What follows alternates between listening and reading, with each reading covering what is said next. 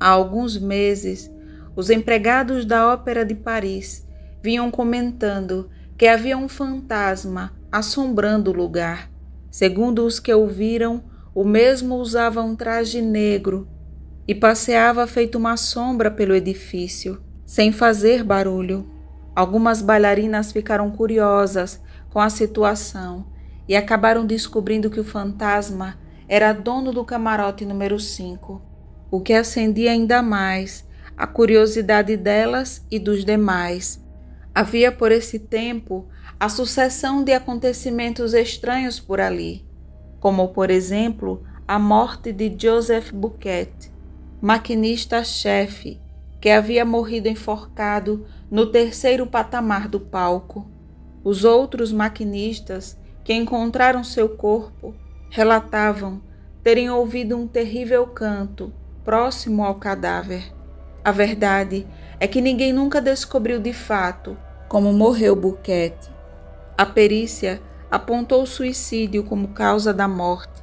Em meio à comoção causada pela morte do maquinista, o talento de Christine Daae começava a chamar a atenção, encantando críticos e espectadores. Muitos chegaram até a protestar por terem escondido aquele talento, que só pôde ser mostrado ao público devido à ausência incompreensível de Carlota, a estrela do espetáculo. Na noite de estreia de Christine como cantora, de um dos camarotes, o jovem Raul Chagny e seu irmão Philippe, que eram patrocinadores do espetáculo, assistiam à performance de Christine. Philippe percebeu que aquela cantora encantou Raul. Na verdade, ele a conhecera ainda criança, pois havia sido aluno do velho Daae, pai de Christine, que lhe dava aulas de violino. Ao término da apresentação, Raul foi até o camarim de Christine cumprimentá-la depois do espetáculo, mas não teve sucesso, pois ela havia passado mal e não podia receber ninguém. O que ele não sabia era que, ao se interessar por Christine, teria que lutar com um perigoso rival que desejava o mesmo que ele. Se tratava daquele que alguns chamavam de o fantasma da ópera. Os diretores do teatro eram chantageados por ele e tinham que concederem-lhe tudo o que desejasse, o que incluía, entre outras coisas, uma quantia considerável em dinheiro, de 20.000 francos mensais, e o camarote número 5, que devia ficar totalmente à disposição dele. Caso não o fizessem, coisas muito ruins aconteciam. Raul escreveu para Christine, pedindo permissão para ir até a casa dela, para conversarem. Ela respondeu-lhe, dizendo que não seria possível, pois no dia seguinte era aniversário de morte de seu pai e iria visitar seu túmulo. Ao ler aquelas linhas, Raul se pôs a caminho, decidido a encontrar Christine. Encontrou-a no cemitério da cidade, onde estava enterrado o pai dela. Ela estava angustiada e decidida a contar a ele o motivo. Christine explicou que era visitada em seu camarim por um anjo, o anjo da música. Raul entendia que ninguém conseguiria cantar do jeito que Christine cantou na noite de gala sem uma ajuda milagrosa, mas ele de forma alguma acreditou que fosse verdade o que ela dizia, e isso a irritou, e eles se desentenderam. Enquanto isso, os diretores do teatro começaram a ter problemas, pois o fantasma estava fazendo novas exigências, entre elas que o papel de Margarida fosse dado a Christine. Os diretores, que a essa altura eram novatos e não conheciam a periculosidade daquele ser, e tampouco acreditavam que ele existia. O resultado disso é que não aceitaram cumprir as reivindicações do fantasma. Com isso, coisas ruins começaram a acontecer no teatro. A princípio, um dos cavalos que era usado nas apresentações foi roubado, e as testemunhas Diziam ter visto uma sombra negra montando o animal. Pela manhã, Carlota, que era cantora, que interpretava Margarida nas apresentações, recebeu uma correspondência anônima e ameaçadora, que dizia que caso ela cantasse aquela noite, lhe aconteceria uma grande desgraça, algo que seria pior que a morte. Mas Carlota não se intimidou. Ela jamais permitiria que Christine a substituísse novamente e repetisse o triunfo daquela noite. Quando a noite chegou, uma série de coisas imperdoáveis para o fantasma aconteceram. Os diretores do teatro ocuparam o camarote número 5 e Carlota começou sua apresentação, que por sinal estava maravilhosa. Tudo corria bem, até que algo apavorante aconteceu. Quando Carlota foi cantar, o que saiu no lugar da voz foi o coachar de um sapo. E por mais que ela tentasse cantar, o verso não saía. Se fosse outra, que não Carlota, a quem acontecesse semelhante coisa, a plateia teria vaiado. Mas com Carlota isso não aconteceu. Enquanto isso, no camarote número 5, os diretores estavam angustiados com o incidente que aconteceu com Carlota, mas também com as ações do fantasma, pois eles começavam a sentir um sopro. Eles entendiam agora que o fantasma estava ali. Eles sentiam a presença dele, ouviam sua respiração, mas não conseguiam vê-lo. Eles estavam tremendo, tinham vontade de fugir, mas não se atreviam a fazê-lo. Foi aí que ouviram uma voz que dizia: esta noite ela está cantando de arrancar o lustre. E naquele momento, sob o comando daquela voz satânica, o lustre, a imensa massa do lustre deslizava. Vinha a eles, ao apelo dessa voz satânica.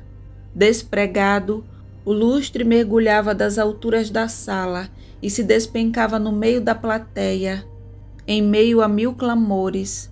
Foi um espanto, um salve-se quem puder generalizado. Houve inclusive uma vítima fatal.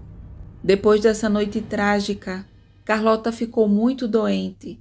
Christine sumiu do teatro, ninguém sabia dela.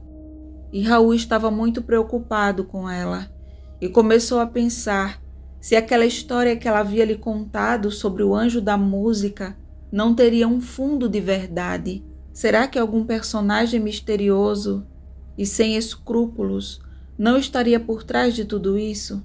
Raul seguia cheio de dúvidas, até que certo dia chegou até suas mãos uma correspondência de Christine, onde ela dizia que ele estivesse sem falta no baile de máscaras da ópera e dava-lhe instruções detalhadas de como iria encontrá-lo. Já no baile, no local e horário marcado, Raul estava à espera de Christine. Ela o atraiu até um camarote e fechou a porta. E pediu que ele falasse em voz baixa, pois poderiam ser encontrados por aquele que a perseguia. Raul não se conteve e quis ir atrás daquele ser, mas ela o deteve. Eles acabaram discutindo. Raul disse coisas muito ofensivas para ela. Estava tomado pelo ciúme. Foi aí que Christine tirou a máscara, e a imagem que Raul vira não era a que lhe lembrava da bela jovem. Ela estava muito pálida, seu semblante era de sofrimento, seus olhos mostravam-se de uma profundeza escura, misteriosa e insondável, e cercados com uma sombra pavorosamente triste. Raul percebeu então que ela estava precisando de ajuda. Ele quis lançar-se atrás dela, mas ela se virou e repetiu com tal autoridade o seu gesto de adeus que ele não ousou dar nenhum passo. Ele a viu afastar-se, depois descer até a multidão, desesperada, perguntando se alguém viu para que lado foi a morte vermelha. Ele perguntou quem era essa tal morte vermelha, e as pessoas disseram que era um homem fantasiado com uma caveira e um grande manto vermelho. Ele seguiu as pistas, dadas pelas pessoas, buscando o paradeiro da tal morte vermelha, e assim ele chegou ao camarim de Christine. Ele bateu à porta do camarim, ninguém respondeu. Ele foi entrando, até que ouviu passos no corredor. Ele resolveu se esconder no toucador, que estava separado do camarim por uma simples cortina, até que uma mão empurrou a porta do camarim. Era Christine. Ele ficou em silêncio. Acreditava que dessa vez resolveria aquele mistério. Christine entrou, retirou a máscara e a pôs sobre a mesa. De repente, ela levantou a cabeça. Parecia tentar escutar algo. Raul fez o mesmo. Então um canto começou a vir atravessando a parede e, aos poucos, a voz ia ficando mais nítida. Era uma voz masculina, suave, cativante e cheia de doçura. A voz então chegou ao camarim e Christine se pôs a falar como se estivesse diante de alguém. A voz então voltou a cantar. Foi então que Raul começou a entender por que Christine cantou tão bem naquela noite, pois aquele mestre misterioso cantava de forma excepcional. Então Raul viu Christine estender os braços para a voz. Nada poderia descrever a paixão com que a voz disse: "O destino acorrenta-te a mim sem retorno." Raul então puxou a cortina e foi atrás de Christine, que seguia na direção do espelho. Ele foi tomado por uma ilusão, onde via várias Christines de uma vez, mas não conseguia segurar a mão de nenhuma delas. Quando tudo voltou ao normal, Christine havia desaparecido. Por onde Christine tinha saído? Por onde ela voltaria? Acaso voltaria? Não lhe afirmara Christine que tudo estava terminado e a parede não estava a repetir: "O destino acorrenta-te a mim sem retorno." A mim? A quem? Em busca de respostas, Raul foi até a casa da senhora Valérios, grande amiga e benfeitora de Christine, e para sua surpresa, ao chegar na casa da velha senhora, encontrou Christine lá. Ela estava sentada à cabeceira da cama da senhora Valérios. Quando o viu, ela se levantou, sem emoção aparente, aproximou-se e estendeu-lhe a mão. Mas a estupefação de Raul era tal que ele permanecia ali, aniquilado, sem um gesto, sem uma palavra. Ele conversou com a senhora Valérios sobre o tal anjo da música que visitava Christine, afirmando não se tratar de um anjo, mas sim de um impostor, alguém que poderia fazer algum mal para a moça. A senhora Valérios ficou muito nervosa com aquela possibilidade. A boa senhora exigiu então que Christine nunca mais a abandonasse, nunca mais desaparecesse como havia feito. Raul afirmou que era essa a intenção dele e da senhora Valérios, que queriam apenas que ela ficasse perto da proteção deles. Christine disse que essa era uma promessa que ela não poderia cumprir, pois era um ser livre e que ele não tinha nenhum direito de exigir coisa alguma dela. Foi aí que Raul percebeu no dedo de Christine um anel de ouro. Ele a questionou se estava comprometida, pois era isso que o anel lhe dizia. Ela se irritou com ele por causa da intromissão em um assunto que não lhe dizia respeito. Eles acabaram discutindo, até que Raul pronunciou o nome que ele a viu suspirar no camarim. O nome era Eric. Esse era o nome do fantasma. Ela ficou muito assustada e pediu que ele parasse de investigar aquele assunto e não mais pronunciasse aquele nome, e que nunca mais entraria em seu camarim sem que ela o chamasse. Ele aceitou com a condição de que ela o recebesse no camarim de vez em quando. Ela prometeu que o faria. No dia seguinte, eles se encontraram na ópera. Ela ainda usava a aliança no dedo, mas mostrou-se meiga e boa. Conversou com ele sobre projetos que tinha, o seu futuro, a carreira. Ele lhe contou que a partida da expedição polar tinha sido antecipada e que dentro de 3 semanas, no mais tardar, dentro de 1 mês, ele deixaria a França. Ela o incentivou quase prazerosamente a considerar essa viagem com alegria, como etapa de sua glória futura. Christine entendia que eles jamais se casariam, então fez uma proposta a Raul. Eles ficariam noivos por 1 mês, o tempo em que ele ainda ficaria por ali, e depois ele partiria sem nenhuma consequência. Ele aceitou. Raul tinha a esperança de conseguir dentro de 1 mês convencê-la a se tornar sua mulher. Tudo transcorria maravilhosamente entre os dois, até que Raul disse a Christine que não viajaria mais. Ela ficou muito preocupada e mais uma vez desapareceu. Ele procurou a senhora Valérius e ela disse que Christine se ausentaria por 2 dias e que não sabia onde ela estava. Ele se sentiu infeliz por ter se precipitado em falar que não iria mais embora. Poderia ter esperado um pouco mais. 2 dias depois, Christine estava de volta e seu retorno foi triunfal, já que agora iria substituir Carlota, que depois do incidente com a voz de sapo, não conseguia mais se apresentar no palco. Ela tinha medo de falhar outra vez. Christine não decepcionou. Sua apresentação foi brilhante. Raul assistiu sua performance, sem contudo deixar de notar que ela ainda usava o anel que fora dado pelo outro. Quando o espetáculo acabou, eles se encontraram e acabaram se entendendo e retomaram o noivado. Mas à medida que os dias se passavam, Raul foi ficando incomodado com a situação de Christine. Ele percebia que ela sentia medo e lhe deu um ultimato, dizendo que só partiria para o Polo Norte se ela lhe confiasse o segredo da voz de homem. Cale-se, em nome do céu, cale-se. Se ele ouvisse o que você está dizendo, pobre Raul. Eu retirarei você do poder dele, Christine, juro, e você nem sequer pensará mais nele. Seria possível? Esconderei você num canto desconhecido do mundo, onde ele não irá procurar você. Ela o conduziu até o terraço do teatro para que pudessem conversar melhor, e lá ela confessou a Raul: agora tenho medo de voltar a habitar com ele debaixo da terra.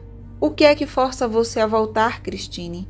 Se eu não voltar para junto dele, podem acontecer grandes desgraças, mas não aguento mais. Sei que é preciso ter pena das pessoas que moram debaixo da terra, mas aquele lá é muito horrível. No entanto, aproxima-se o momento. Só tenho mais 1 dia, e se eu não voltar, ele que virá me buscar com aquela sua voz, irá me arrastar com ele para onde mora, debaixo da terra, e se porá de joelhos na minha frente, com aquela sua caveira, e dirá que me ama, e irá chorar. Ah, aquelas lágrimas, Raul, aquelas lágrimas nos 2 buracos negros da caveira. Não posso mais ver correrem aquelas lágrimas. Christine o abraçava desesperadamente. Ele a acalmava dizendo que a protegeria daquele mal. Ele queria levar Christine embora imediatamente, mas ela insistiu que não poderia ir embora antes de se apresentar na noite do dia seguinte, pois sua ausência magoaria Eric profundamente e ele morreria. Raul ficou chateado com aquela situação, pois Christine dizia sentir medo de Eric, mas relutava em ir embora de imediato. Será que ela o amava? Mas Christine disse: tenho horror por ele, mas não o detesto. Como odiá-lo, Raul? Ele se acusa, se maldiz, implora o meu perdão. Ele me ama, coloca a meus pés um imenso e trágico amor. Depois de muito conversar com Christine, Raul voltou para casa muito preocupado com as coisas que ela tinha dito para ele, e estava decidido a salvá-la das mãos daquele que ele chamava de charlatão. E na escuridão de seu quarto, quando se preparava para dormir, ele apagou a lâmpada e sentiu, na escuridão, necessidade de insultar Eric. Gritou 3 vezes em voz alta: charlatão, charlatão, charlatão.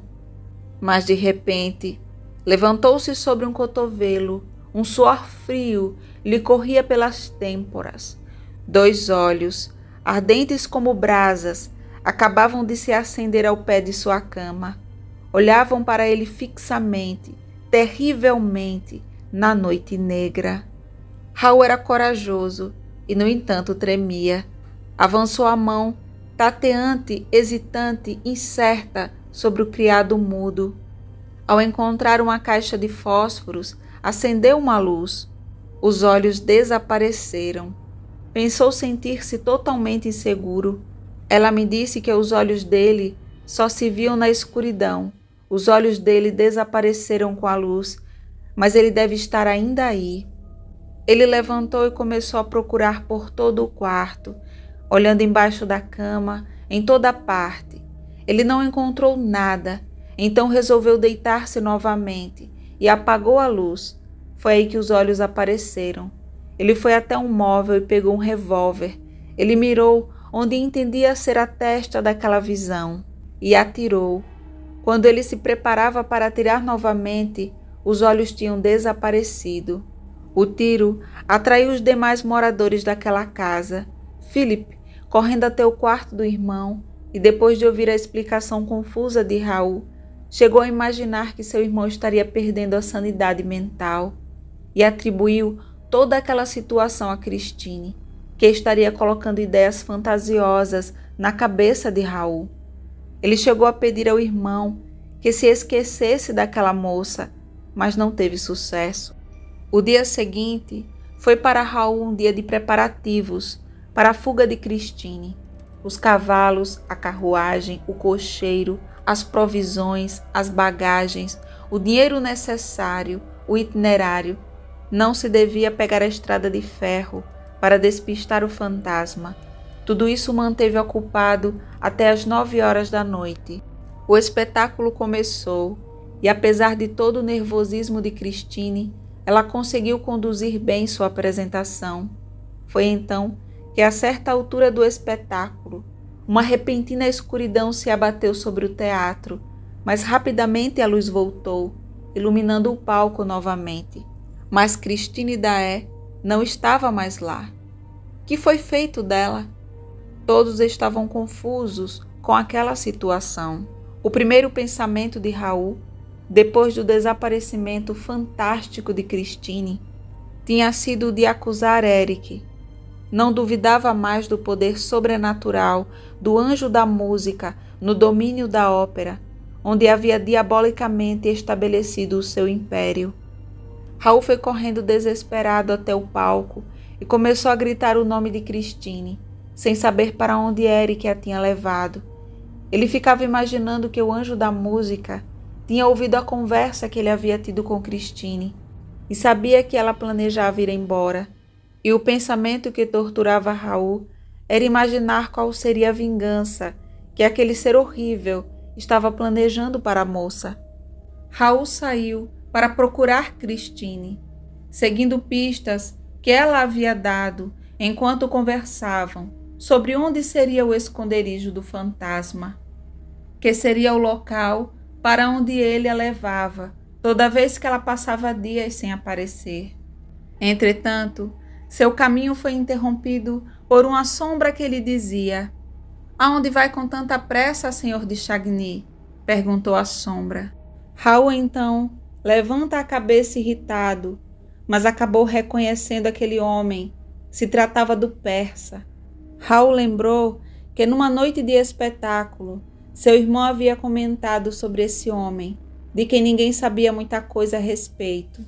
Entretanto, o persa sabia onde era o esconderijo de Eric e estava disposto a levar Raul até lá. E assim, Raul foi conduzido pelos subterrâneos do teatro. O persa o conduziu por corredores e escadarias que Raul desconhecia, até que chegaram a uma porta. Ao passar por ela, Raul percebeu que ele estava em frente ao camarim de Christine, e aquele caminho era desconhecido para ele. O persa levou o rapaz para o camarim de Christine. Depois de ter fechado a porta, ele dirigiu-se rumo a um painel bastante fino que separava o camarim de um imenso quarto de despejo. Logo ouviu-se que algo se mexia no quarto de despejo e alguns segundos depois alguém batia a porta do camarim. "Entra!", ordenou o persa. Entrou um homem usando um boné de astracan e vestido com uma longa capa. Cumprimentou-os e tirou de debaixo do manto uma caixa ricamente cinzelada. Colocou-a sobre a mesa de toalete, cumprimentou-os de novo e dirigiu-se para a porta. Era Darius, ajudante do persa, que lhe entregou uma caixa e foi embora. Na caixa havia um par de pistolas. O persa ficou com uma e deu a outra para Raul. Em seguida, o persa pegou um banco e encostou a parede oposta ao grande espelho que ocupava toda a parede da frente. Ele procurou até encontrar um botão na parede. Ele o apertou e o espelho girou, igual uma porta giratória. Ele e Raul passaram por essa porta e foram parar num lugar muito escuro e silencioso. O persa, então, pegou uma pequena lanterna, que com sua luzinha tímida diminuía um pouco a escuridão.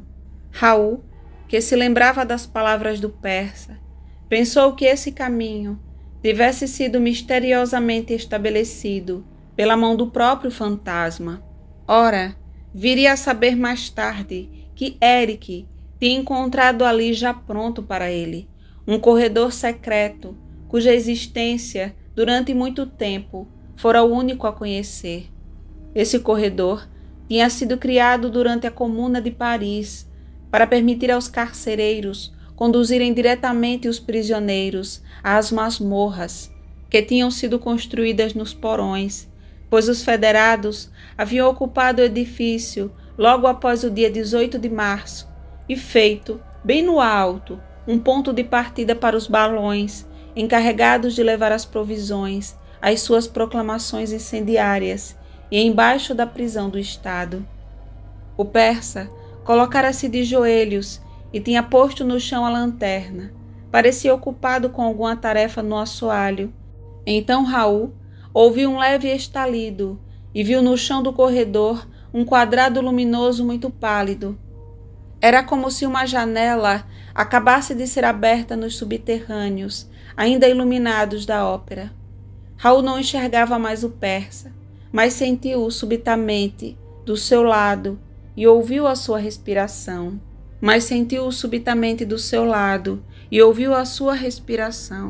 "Siga-me e faça o que eu disser." Raul tinha total confiança no persa, mesmo sem saber nada sobre ele. Raul entendia que o persa estava do lado dele e não do Eric. Afinal, se o persa tivesse alimentado algum plano sinistro contra Raul, não teria colocado uma arma nas mãos dele. Além disso, ele queria a todo custo encontrar Christine e não tinha outra opção. E assim, quanto mais se descia, mais o persa parecia tomar precauções. Voltava-se com frequência para Raul e lhe recomendava proceder conforme era necessário. Mostrou-lhe o modo como ele próprio mantinha o seu punho, desarmado agora, mas sempre pronto para atirar, como se segurasse uma pistola.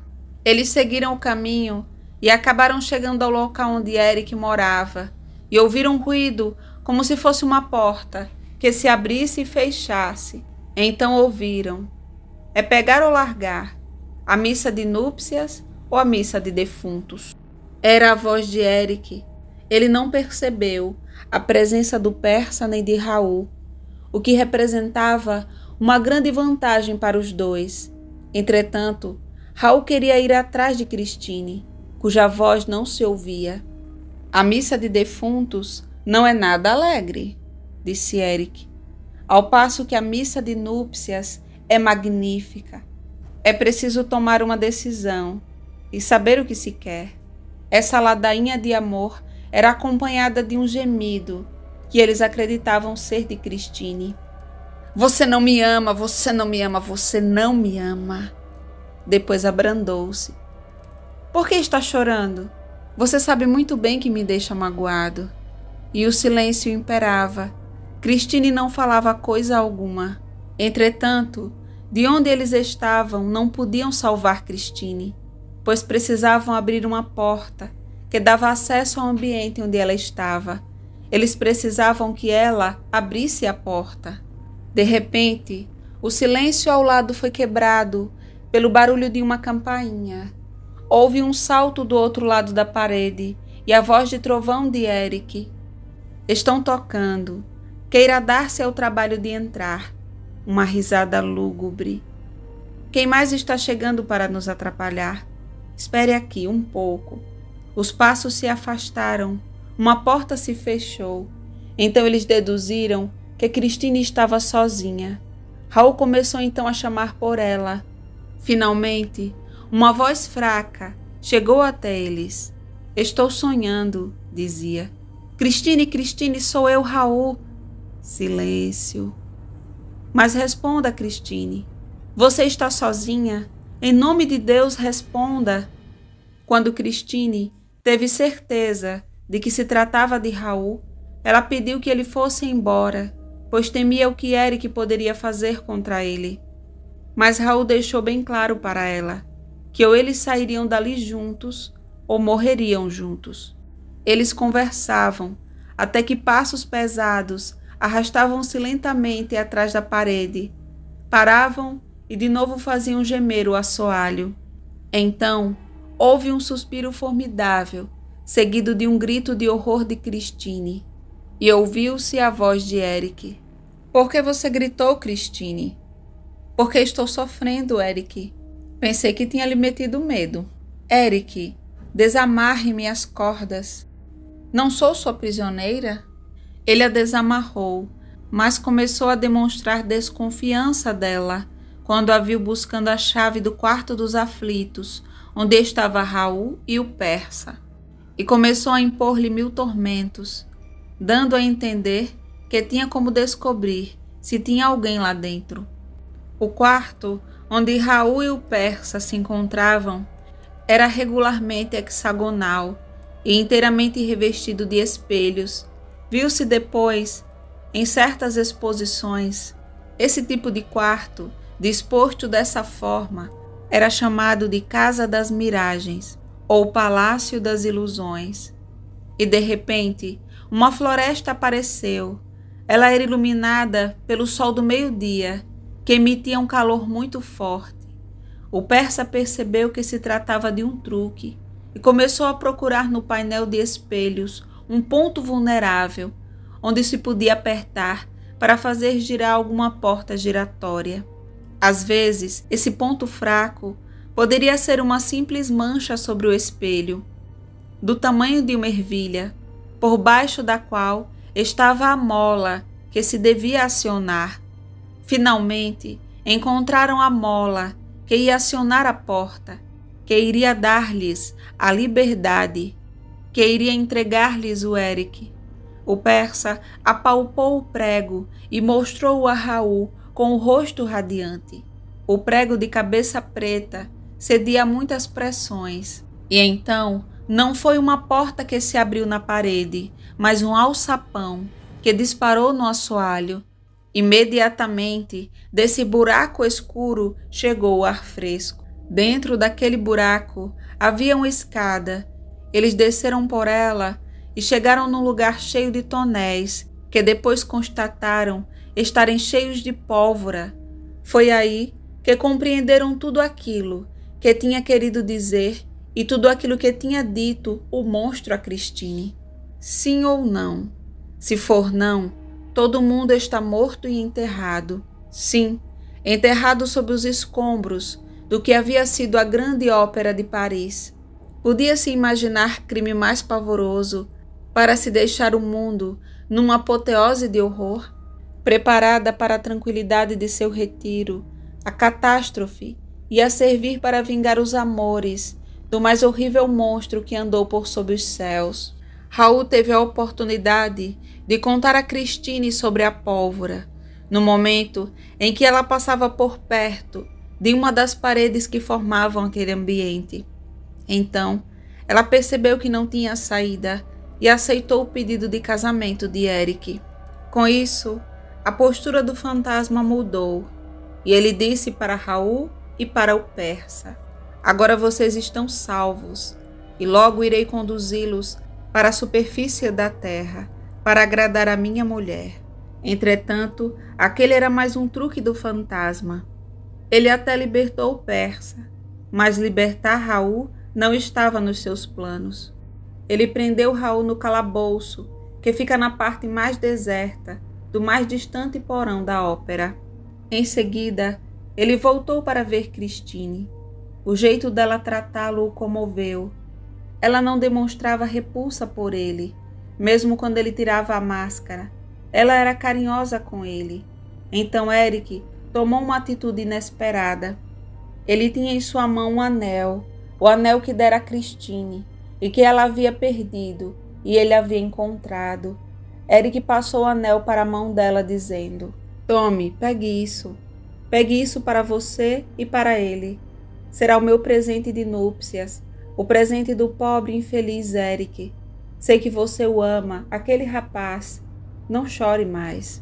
Ele fez Christine jurar que quando ele morresse, ela iria uma noite, passando pelo lago da rua Scrip, para ser enterrado em grande segredo, com o anel de ouro que ela traria consigo até esse momento. Disse-lhe como ela encontraria o seu corpo e o que era preciso fazer com ele. Então Christine o beijou na testa pela primeira vez. Raul e Christine foram embora para alguma cidade distante, onde iriam se casar e quando soubessem da morte de Eric, retornariam conforme combinaram com ele. Para tanto, o persa ficou encarregado de pagar um espaço nos anúncios necrológicos do jornal Le Époque. Com isso, o casal seria informado da morte de Eric. 3 semanas mais tarde, o jornal Le Époque publicava este anúncio necrológico: morreu Eric. Epílogo. O persa conhecia Eric de longa data e conhecia sua verdadeira história. Segundo ele, Eric nasceu numa cidadezinha dos arredores de Rouen. Ele fugiu de casa ainda muito cedo, pois sua feiura causava espanto e horror em seus próprios pais. Sozinho no mundo, ele teve que se expor em feiras para sobreviver. Nelas, ele era apresentado como morto-vivo. E assim foi, atravessando toda a Europa, vivendo entre os ciganos, na companhia inclusive de muitos artistas e mágicos. Eric foi aprendendo muito com essas pessoas com as quais convivia, e aos poucos seu talento para a música foi sendo aprimorado, até que atingiu um nível de perfeição tal que ninguém no mundo conseguia cantar igual a ele. Sua fama foi se espalhando. Ele acabou indo parar na Pérsia, a mando do sultão. Lá, além de seus dotes artísticos, Eric também colocou a serviço do governante seu talento para o mal, onde cooperou com a morte de alguns inimigos do governo. O sultão estava muito satisfeito. Eric, então, começou a dar ideias ao soberano para a construção de um palácio, onde o sultão poderia passear por toda parte, sem ser visto, e desaparecer sem que ninguém entendesse como. A construção do palácio foi autorizada pelo sultão, e ela levou bastante tempo para ser concluída. Depois de pronto o palácio, o sultão entendeu que não era interessante que Eric, nem os demais que trabalharam na obra, permanecessem vivos, pois eles conheciam os segredos do palácio. O persa foi contratado para executar a ordem mortal do sultão, mas ele, pelo contrário, poupou a vida de Eric e o ajudou a fugir. O persa não foi morto pelo sultão porque apareceu um cadáver numa praia do Mar Cáspio, devorado por aves marinhas. Todos acharam que fosse o corpo de Eric. Depois de tal acontecimento, o persa resolveu ir embora dali, indo refugiar-se em Paris, pois da mesma forma que Eric, o persa sabia demais. Eric virou construtor, como seu pai havia sido, e com quem aprendeu muito do que sabia. Assim, continuou trabalhando na construção de casas, até que assinou um contrato para trabalhar nas fundações da Ópera de Paris. Quando se viu nos subterrâneos de um teatro tão vasto, sua inclinação artística voltou a aflorar. Foi aí que resolveu ficar por ali, escondido do olhar das pessoas, pois era um homem muito feio, e mesmo com tamanho talento, teve que se contentar com os subterrâneos do teatro. Se ele tivesse um rosto comum, poderia estar brilhando no palco, como o grande artista que era.